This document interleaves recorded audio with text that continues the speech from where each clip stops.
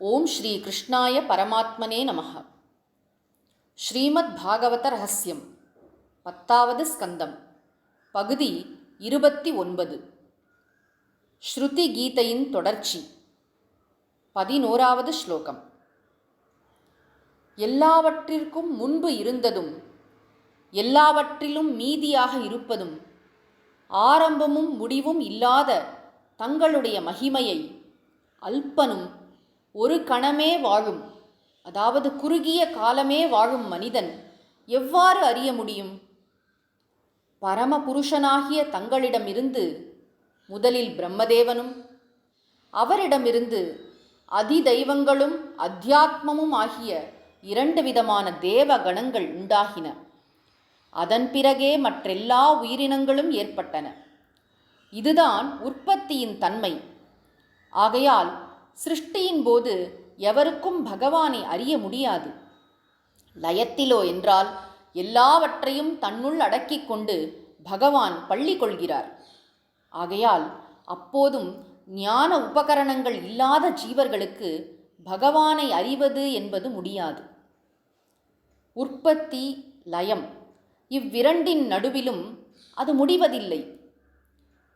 ஸ்தூல சூக்ஷ்ம பூதங்களினால் உண்டாக்கப்பட்டதும் காலத்திற்கு உட்பட்டதுமான ஷரீர உபாதிகள் இந்த நடுவில் உள்ள நிலையிலும் பகவானை அறிவதற்கு தடைகளே என்னும்போது ஈஸ்வர ஞானம் என்பது மனிதனுக்கு எப்போதுமே எளிதல்ல. சாஸ்திரங்களுக்கும் இறைவனை பற்றி கற்பிக்க முடியவில்லை.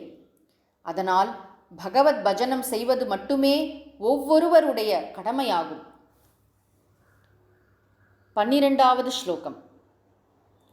இல்லாத உலகத்தினுடைய உற்பத்தியை கூறும் வைசேஷிக மதமும் அசத்தாகிய பிரம்மத்தினுடைய உற்பத்தியை கூறும் பாதஞ்சல மதமும் பரமார்த்தத்தில் உள்ளதாக கூறப்படும் 21 துக்கங்களின் அழிவே மோக்ஷம் என்று வாதமிடும் நையாயிக மதமும் ஆத்மாவில் நானாத்வம் கற்பிக்கும் சாங்கிய சித்தாந்தமும் கர்மபலன்களே சத்தியம் என்று முரசிடும் மீமாம்சா மதமும் எல்லாம் அறியாமையின் பலவித ரூபங்கள் மட்டுமே அன்றி பரமார்த்தமான ஞான உபதேசங்கள் அல்ல. காரணம், இவை எல்லாமே வேத சாஸ்திரங்களுக்கு விரோதமானவை. ஈஸ்வரன் குணங்கள் உடையவன் என்றால் இவர்களுடைய வாதங்களை ஏற்றுக்கொள்ள முடியும். ஆனால் அவ்வாறு இல்லாமல் ஈஸ்வரனிடம் குணங்களை ஏற்றி பார்ப்பதும் பேத பாவமும் எல்லாம் அஞ்ஞானத்தின் காரணமாக ஏற்படுவதே ஆகும். உள்முகமாக பார்க்கும் திறனுள்ள ஒருவரின் பார்வையில் நிர்குண பிரம்மத்தை அன்றி வேறு எதையும் காண முடியாது. 13வது ஸ்லோகம். முக்குண வடிவான மனதின் வெறும் தோற்றமே இந்த உலகம். உண்மையில் உலகம் என்ற ஒரு வஸ்து கிடையாது. இல்லாத உலகம் உள்ளதாக தோன்றுவது உள்ளதான பிரம்மத்தின் மேல் அதனை ஏற்றி பார்க்கப்படுவதால் மட்டுமே. உள்முகமான ஒருவரின் பார்வையில் பிரம்மத்தை தவிர உலகம் என்னும் ஒரு வஸ்து இல்லை. அதனால் அவன் உலகை பார்த்தாலும் அதை பிரம்மமாக பார்க்க வேண்டும் என அறிகிறான். கற்பிக்கப்பட்ட ஆபரண பாவங்களை மறந்து அவற்றை தங்கமாக பார்ப்பது போல நாம ரூபாத்மகமான இந்த உலகை பார்க்கும்போது ஞானி அந்த நாமரூபங்களிலும் பிரம்மத்தை மட்டுமே பார்க்கிறான். 14வது ஸ்லோகம். சர்வாத்ம பாவத்துடன் தங்களை சரணடைந்தும் ஆராதித்தும் வரும் நன்மக்கள் எல்லாவற்றின் உள்ளிலும் உறையும் தங்களை அடைகிறார்கள்.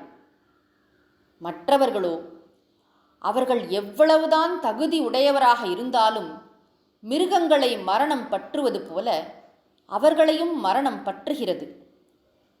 பகவானிடம் திடமான ஸ்ரத்தையுடன் இருப்பவர்கள் தாழ்ந்த சம்சார தர்மத்திலிருந்து மீண்டு பரிசுத்தம் அடைகின்றனர்.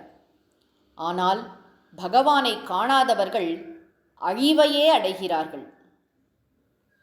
15வது ஸ்லோகம். தாங்கள் மனஸ் புத்தியாகிய கரணங்கள் இல்லாதவரும் சர்வ சக்திகளும் உடையவரும் ஸ்வயம் பூர்ணனுமாக உள்ளீர்கள். புகழ்பெற்ற தேவர்களும் தங்களை ஆராதித்து பணிவிடை செய்கிறார்கள். சிற்றரசர்கள் சக்கரவர்த்திக்கு பயந்து கப்பம் கொடுப்பது போல எல்லா சிறந்த தேவர்களும் தங்களிடம் பயந்து தங்களுக்கு பூஜையும் செய்கின்றனர். இதனுடைய தாற்பயம் என்னவெனில், தாங்கள் சர்வ சக்திகளையும் புகழையும் உடையவர் என்பதே. 16வது ஸ்லோகம். நித்திய முக்தனாகிய ஹே பரமபுருஷா, தாங்கள் பார்வையாலேயே மாயாதேவியுடன் கிரீடைகள் செய்யும்போது லயித்திருக்கும் ஜீவர்கள் வெளியே புறப்பட்டு அவரவர் கர்மங்களுக்கு ஏற்றபடி ஸ்தூல சரீரங்களில் ஆண் பெண் என்றும் அசைவற்றும் அசைவுடையதும் ஆன கூட்டங்களாகவும் மாறுகின்றனர். பரம கருணாமயனும் ஆகாயத்தை போன்ற உண்மையான ஸ்வரூபத்தை உடையவருமாகிய தங்களுக்கு பேத பாவம் உண்டாக முடியாது அல்லவா? ஜீவர்கள் அவரவர் சம்ஸ்காரத்திற்கு ஏற்ற ஏற்றத்தையும் தாழ்வினையும் அடைகின்றனர்.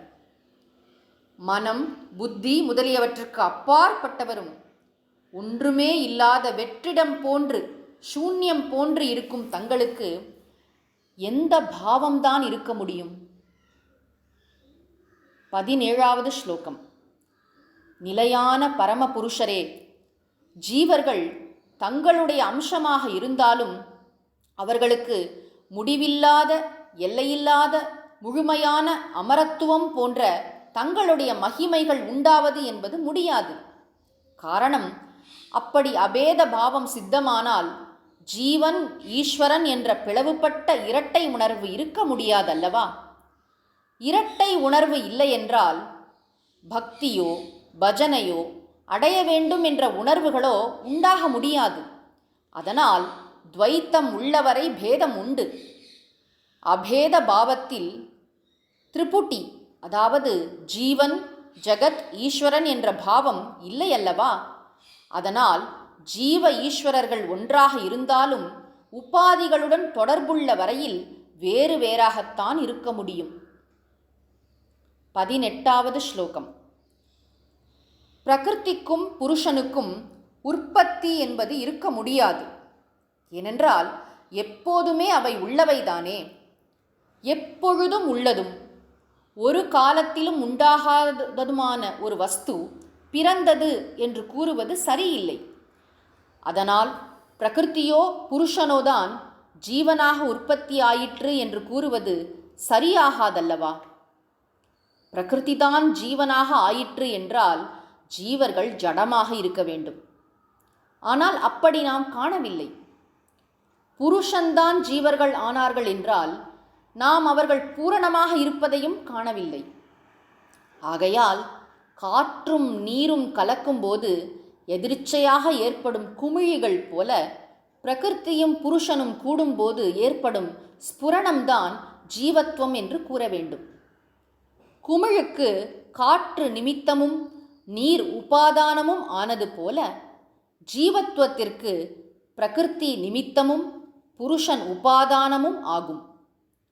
சமுத்திரத்தில் நதிகளும் தேனில் சுவையும் கூடி அபேதமாக ஆனது போல பிரளய சுஷுப்தியில் எல்லா ஜீவர்களும் தங்களுடன் கூடி அபேத நிலையை அடைகிறார்கள்.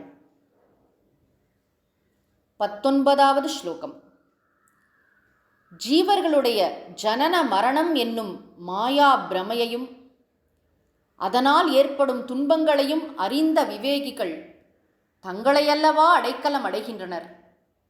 ஹே பகவானே, தட்பம், வெப்பம், மழை என்று பருவங்கள் 3 பெயர்களில் அழைக்கப்பட்டு அது 1 வருடம் என்று கட்டுப்படுத்தும் தங்களை புகழடைபவர்களை மாயை என்னும் பிரமை பாதிக்காது. ஆனால் அவ்வாறு அடைக்கலம் அடையாதவர்களை விட்டு மாயை விலகியும் போகாது. 20வது ஸ்லோகம்.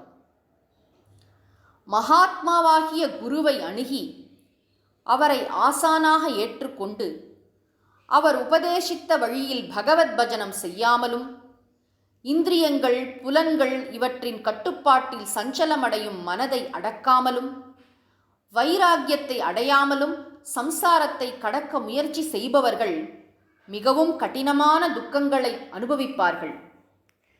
மாலுமி இல்லாமல் கடலை கடக்க முயல்வது போல வழிகாட்டும் குருவில்லாத சம்சார யாத்திரை கடினமாகும். ஓம் ஸ்ரீ கிருஷ்ணாய பரமாத்மனே நமஹ.